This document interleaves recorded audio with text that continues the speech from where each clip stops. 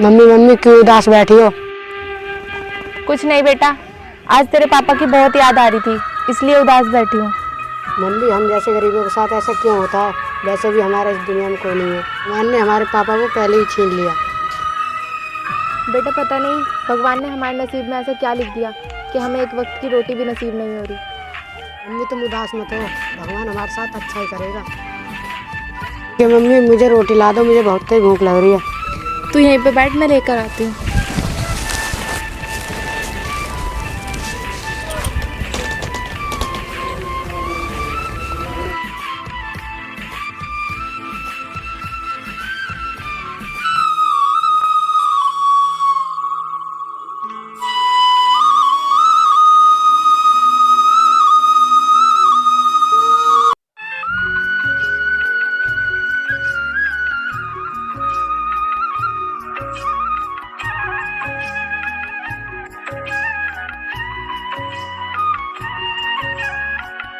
खाने के लिए तो कुछ भी नहीं है घर में, और अब मैं उसको क्या बोलूँगी।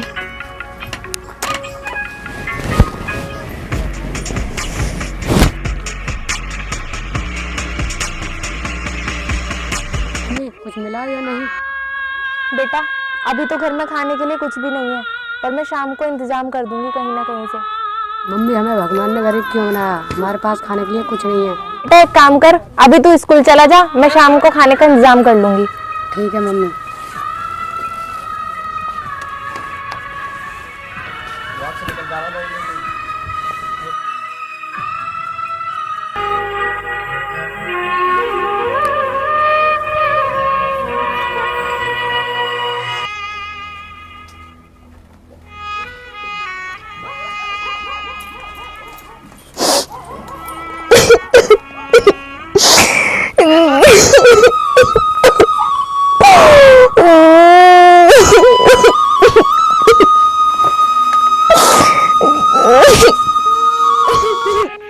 मम्मी क्या हो गया, क्यों रो रही हो?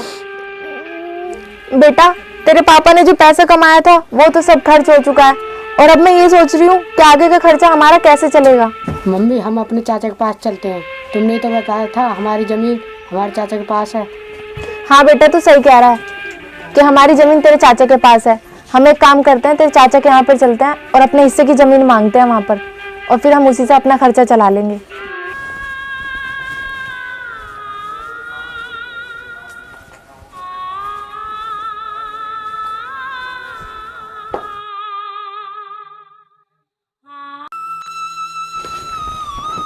अरे तुम लोग क्या लेने आए हो यहाँ पर? देवर जी वो जो हमारे हिस्से की जमीन है ना, वो हमें दे दो। क्या हिस्सा? यहाँ पे कोई हिस्सा बिस्सा नहीं है, चलो निकलो यहाँ से। चाचा जी जो हमारे पापा की जमीन थी हम तो उसे मांगने आए। ओए तेरे बाप का यहाँ पर कुछ नहीं है, वो तो मेरी जमीन है। तुम्हें तो पता ही है देवर जी, इसके पापा 2 महीने पहले खत्म हो गए, और हमारे पास जो भी पैसे थे वो सब खर्च हो गए। अब मैं खर्चा कहाँ से चलाऊंगी। ओए तेरा पति यहाँ पे खजाना बजाना नहीं छोड़ गया जो मैं तुझ पर लुटा दूं। देवर जी अगर तुमने हमारी मदद नहीं करी तो हम तो रोड पर आ जाएंगे, और तुम्हें तो पता ही है कि मेरे घर में कमाने वाला कोई नहीं बचा, और पैसों की कमी के कारण मैं तुम्हारे पास आई हूँ। चाचा जी हम तुम्हारे हाथ जोड़ते, तुम हमारे हिस्से की जमीन दे दीजिए, उससे हमारा गुजारा हो जाएगा। तो मैं क्या कर सकता हूँ इसमें? मेरा मना करने के बाद भी तुम लोग यहाँ से चले गए, तुम्हारा कोई हिस्सा बिस्सा नहीं है। देवर जी मैं आपके हाथ जोड़ती हूँ, ऐसे मत करिए। मैं इस बच्चे को कहाँ लेकर जाऊंगी? तेरी एक बार की समझ में नहीं आती, चल यहाँ से निकल। चल बेटा, इनके सामने हाथ फैलाने से कोई फायदा नहीं है, हमें कुछ करना पड़ेगा।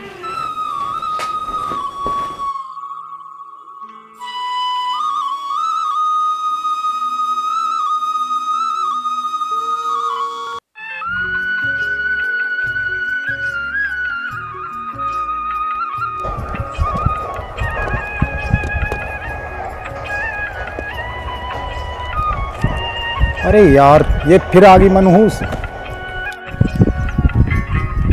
मैं तो काम की तलाश में जा रही थी, और मुझे क्या पता था कि तुम रास्ते में मिल जाओगे। अब क्या काम करेगी तू? कौन सा काम रह गया ऐसा बाकी? क्या अब अपने शरीर को बेचेगी क्या? अरे देवर जी जबान संभाल कर बात करो, भाभी हूँ मैं आपकी, और ये कैसी कैसी बातें कर रहे हो आप? शर्म वरम नहीं आती क्या आपको ये सब बोलते हुए? अरे कौन भाभी, कैसी भाभी? मेरी कोई भाभी भाभी नहीं है। अच्छा हुआ तुम्हारे भैया इस दुनिया में नहीं है, वरना तुम्हारी ये सब बातें सुनकर ना वो और ज़्यादा परेशान हो जाते। अरे वो मर गया तो क्या हुआ, हमें कोई फर्क नहीं पड़ता है। किसी को इतना भी बुरा मत बोलो कि भगवान को भी बुरा लगे, और वक्त बदलने में ना टाइम नहीं लगता, समझे तुम। वो कहते हैं ना कि कभी किसी का दिल मत दुखाओ, अगर भगवान को बुरा लगा ना तो वो जड़ से भी खो देगा। हाँ हाँ चल निकल यहाँ से। मुझे पता नहीं था कि तुम लोग इतना गिर जाओगे, एक विधवा औरत पर हाथ उठाओगे। अरे तू यहाँ से निकल, अब नहीं तुझे मैं जान से मार दूंगा।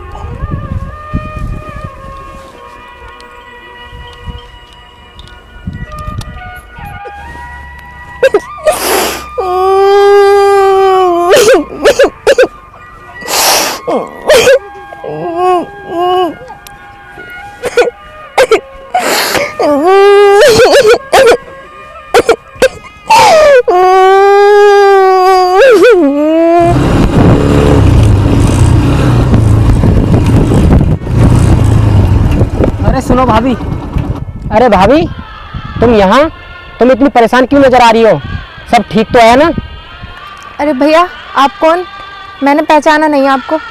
अरे भाभी आप हमको कैसे पहचानोगी? आप हमको जानती थोड़ी हो, हम आपको जानते हैं। भाभी आप हमारे कंपनी पार्टनर की नवीन की बीवी हो ना, जो अब इस दुनिया में नहीं है। अच्छा भैया तुम उस कंपनी से हो जहाँ पर मेरे पति जॉब करते थे। उस कंपनी में लॉस होने के कारण उनकी डिप्रेशन में मौत हो गई। अरे भाभी ये बात तुमको किसने बताई कि कंपनी में लॉस होने के कारण उनकी मौत हो गई? भाभी उनकी मौत कंपनी में लॉस होने के कारण नहीं हुई, बल्कि कंपनी को बचाने के कारण हुई है। तुम्हारे पति के बहुत एहसान है हम पर। भाभी जी आपके पति हमारे बिजनेस में 50% के पार्टनर थे। आपके पति की वजह से कंपनी को बहुत बड़ा प्रॉफिट हुआ है, और मैं आपको 50% देने के लिए तैयार हूँ। आगे आपकी इच्छा है, अगर आप चाहो तो आप उनकी जगह काम कर सकते हो। ये तो बहुत अच्छी बात है, लगता है भगवान ने हमारी सुन ली, वरना मैं और मेरा बेटा तो भूखा ही मर जाते। भैया आप ये बताओ मुझे कब से आना होगा? ठीक है भाभी जी, कल इस एड्रेस पे आ जाना और ज्वाइनिंग कर लेना। वैसे भाभी जी आप कहाँ जा रही हैं? भैया मैं घर जा रही थी। ठीक है मैं छोड़ दूंगा, बैठो।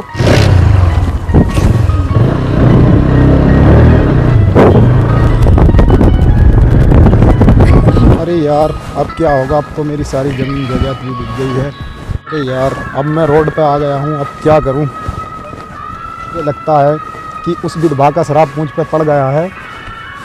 मुझे यार उसकी इतनी बेइज्जती नहीं करनी थी। अब एक काम करता हूँ, शहर जाकर कोई नौकरी ढूंढता हूँ।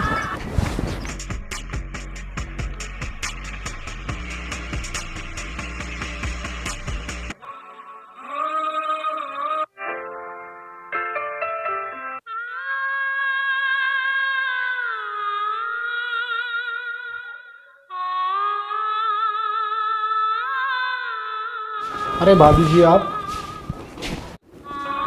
हाँ मैं। क्यों, क्या हुआ? शॉर्ट लगा ना? अभी आप इस जगह कैसे पहुँचे? मैं यहाँ कैसे पहुँची बताती हूँ। अरे भाभी तुम यहाँ, तुम इतनी परेशान क्यों नजर आ रही हो? सब ठीक तो है ना? अरे भैया आप कौन? मैंने पहचाना नहीं आपको। अरे भाभी आप हमको कैसे पहचानोगी? आप हमको जानती थोड़ी हो, हम आपको जानते हैं। भाभी आप हमारे कंपनी पार्टनर की नवीन की बीवी हो ना, जो अब इस दुनिया में नहीं है। अच्छा भैया तुम उस कंपनी से हो जहाँ पर मेरे पति जॉब करते थे। उस कंपनी में लॉस होने के कारण उनकी डिप्रेशन में मौत हो गई। भाभी उनकी मौत कंपनी में लॉस होने के कारण नहीं हुई, बल्कि कंपनी को बचाने के कारण हुई है। तुम्हारे पति के बहुत एहसान है हम पर। ये तो बहुत अच्छी बात है, लगता है भगवान ने हमारी सुन ली, वरना मैं और मेरा बेटा तो भूखा ही मर जाते। भैया आप ये बताओ मुझे कब से आना होगा? ठीक है भाभी जी, कल इस एड्रेस पे आ जाना और ज्वाइनिंग कर लेना। वैसे भाभी जी आप कहाँ जा रही हैं? भैया मैं घर जा रही थी। ठीक है मैं छोड़ दूंगा, बैठो।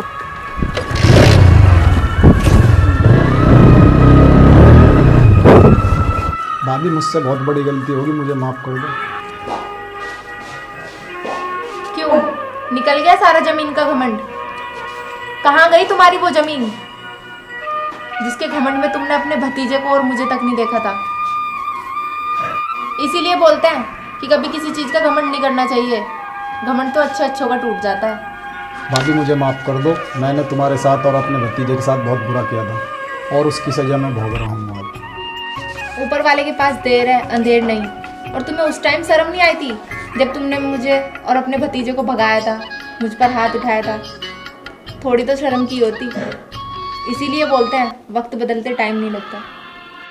भाभी मुझे अपने किए पर बहुत पछतावा है, हो सके तो मुझे नौकरी दे दो। नौकरी? और वो भी तुम्हें? वैसे तो तुम नौकरी के लायक हो नहीं, पर मैं भी तुम्हारी तरह नहीं हूँ। आ जाना कल से, कोई बात नहीं। पर कभी भी किसी गरीब का दिल मत दुखाना और किसी विधवा का ऐसे अपमान मत करना।